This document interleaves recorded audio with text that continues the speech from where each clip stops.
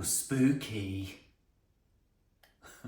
Removing permanent hair colour doesn't have to be scary. I've had lots of questions recently asking what my preferred process is, and that's why I love my channel so much. You ask me a question and I can reply in a video. Keep on watching if you want to know my entire process, what products I would use, and of course there'll be loads of top tips. Hello and welcome to the world of Craig. Yes, that's me, I'm Craig, and this is my channel where we get into all things hair and sometimes a little bit of beauty, speeding it up. Yes, mildly Halloween themed. I have had so many questions. You might be able to see the pumpkin light in the background, and I've popped some purple on because that's quite Halloweeny, isn't it? But whether you are into Halloween or not, I am. I thought, I've had so many questions recently about removing permanent hair colour. I get lots of questions. I've had lots of questions on some other platforms about removing black box dye.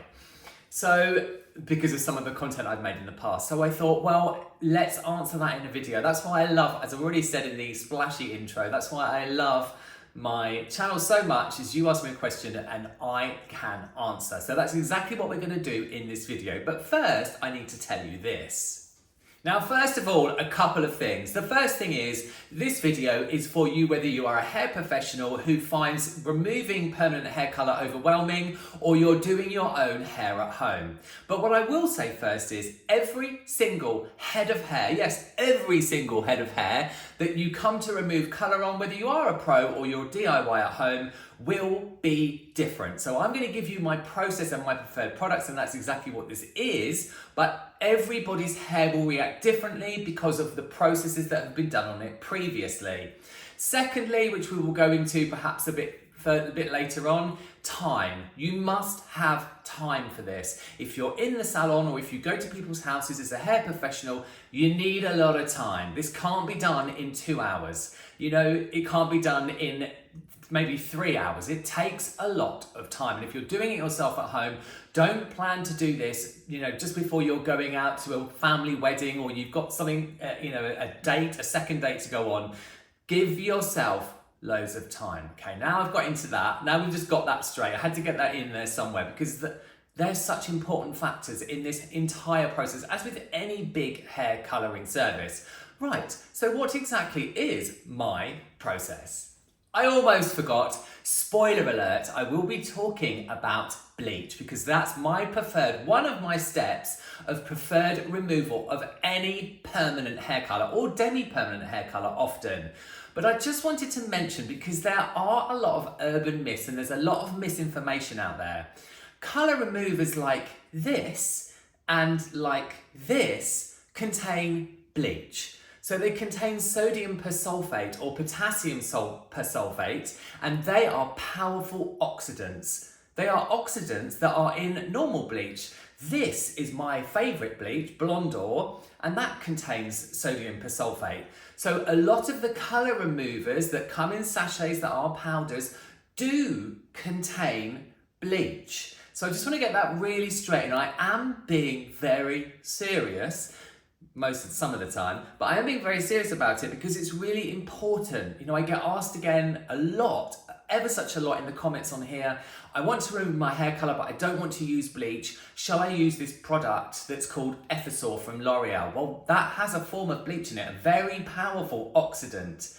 So please don't think that bleach is bad, because when you're removing permanent hair colour, as far as I'm concerned, with my 37 years of experience and my love of science, it's the best way to do it. Right, got that straight. Let's get on with it.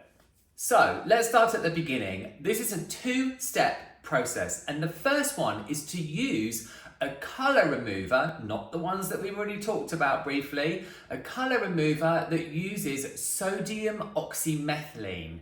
Okay, now sodium oxymethylene is an ingredient that's very clever. It's still a strong chemical, but it isn't a bleach. What it does is it goes into the hair and it disrupts, that's the one, the colour molecules, okay? So it won't lift the natural colour. So if you have a regrowth, but you have dark colour on the mid-lengths and then permanent colour or demi-permanent colour, it will only disrupt the colour molecules. I could make a whole video on those. I have got videos on here that talk about them, but it basically makes the molecules shift from the hair, okay? It will leave the hair very warm. Now, there are professional versions of sodium oxymethylene colour removers. There's this one that I found online called Undo. The one that I used to use was called Rusk. I used to use it a lot. It's not made anymore. And I just wanted to mention as well that there are some that you can get from the drugstore. I know Provoke make one that's about £8, which would be comparable in dollars or wherever you are in the world. And then also there's Colourless Extra. I have seen some online at some discount stores for like £3. They still contain sodium oxymethylene, and that is the thing that removes the colour pigment. They smell really bad. They are, as I've already said, strong chemicals. If you drop it on the carpet, it might take the colour out of your carpet. It will definitely take the pigment out of your clothes, but it's not a bleach. It's a colour molecule disruptor.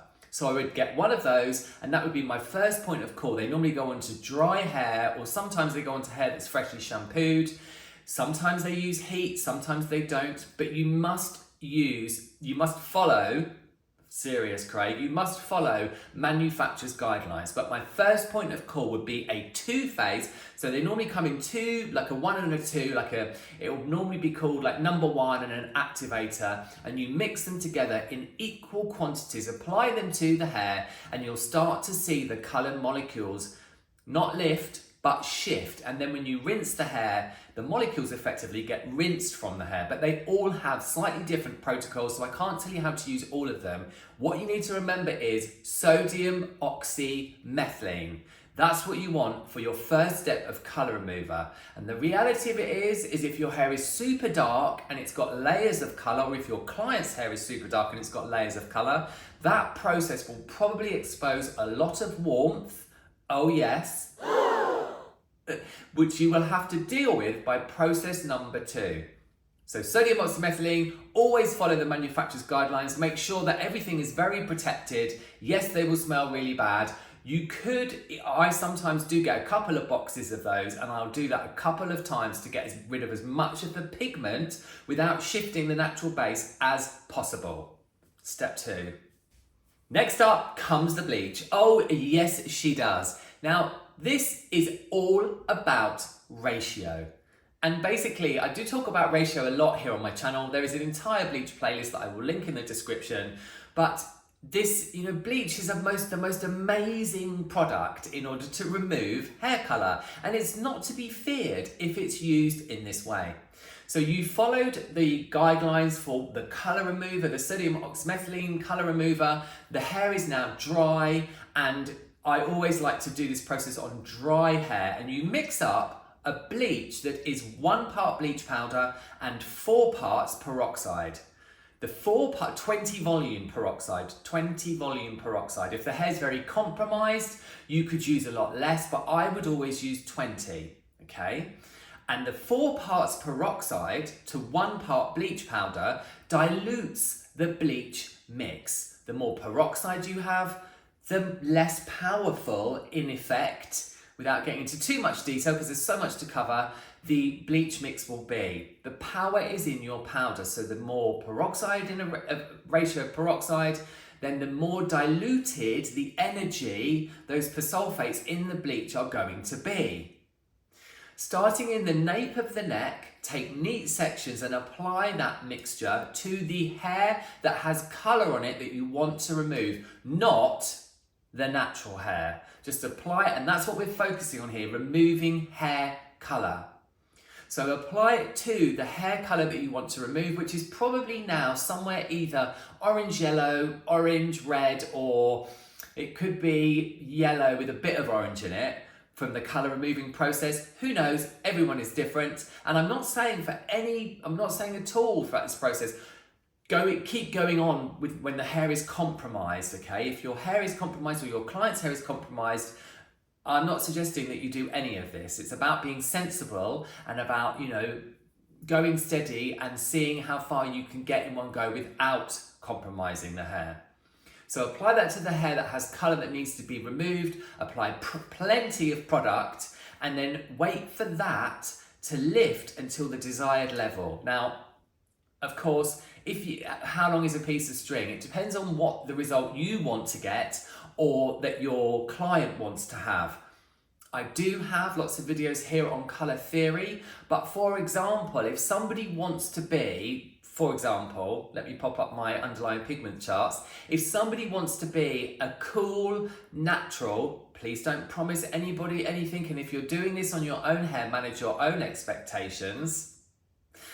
If you want to be a cool, natural level 8, then you need to lift the hair to, really to a palish yellow in order so that you can neutralize it effectively. So always keeping that in mind. Watch the product on the hair.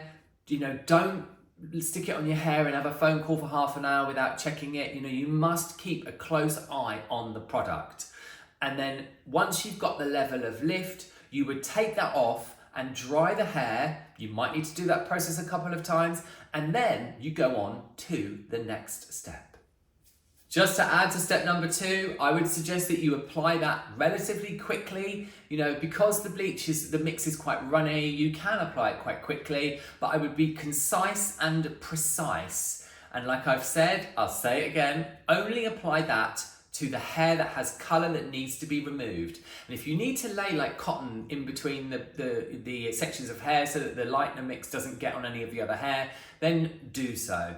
Now, this is the kind of third and final step, and it's one that's kind of open-ended because it depends what kind of result you want. I find that often, because my channel is based around education, the majority of it, people do want a finite answer to a question, and I completely understand that, but I often can't give you that.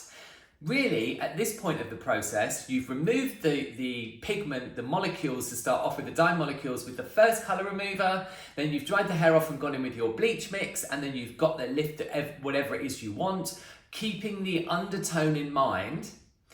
If you want to be that level 8 that's natural and cool, then you're going to have to deal with whatever regrowth there is in one way, and then with the mid-lengths and ends in another way. If you want to be, say for example, you are a natural level 7, quite a pale blonde, perhaps with blue eyes, and you just want to be a neutral brown, but you've lifted your hair from very dark, from black, and you've taken the time and, all of that stuff, then the process is a little bit more straightforward because you would use a demi-permanent colour and you would apply it to your natural hair, and then you would take it through the mid-lengths and ends. I do have a few top tips and points that are coming up in a second, which involve recolouring the hair. But what you then do once you've removed the colour is up to what it is. It relies heavily on what sort of result you want. So there you go. But let's get into those top tips. So many top tips. I've got my iPad. Coming in at number 1 is, and I don't want to forget any of them. Coming in at number 1 is strand test. Strand test, strand test, strand test. Whether you're a hair pro or you're a DIYer at home, always do a strand test first. You could strand test with the colour remover, the first thing that we use to displace that dye molecule. You could do that on one side of the hair underneath, and then on the other side you could use the 1:4 20 volume bleach mix, or 1:4 10 volume bleach mix if the hair is more compromised. See? Makes sense. But always strand test, because then you know where you are. Number 2 is time is everything. I mentioned that before. Time really is everything. Don't try and do this in a hurry. Take a breath in between processes. Really do follow manufacturer's guidelines, which I've got on here. Always follow manufacturer's guidelines.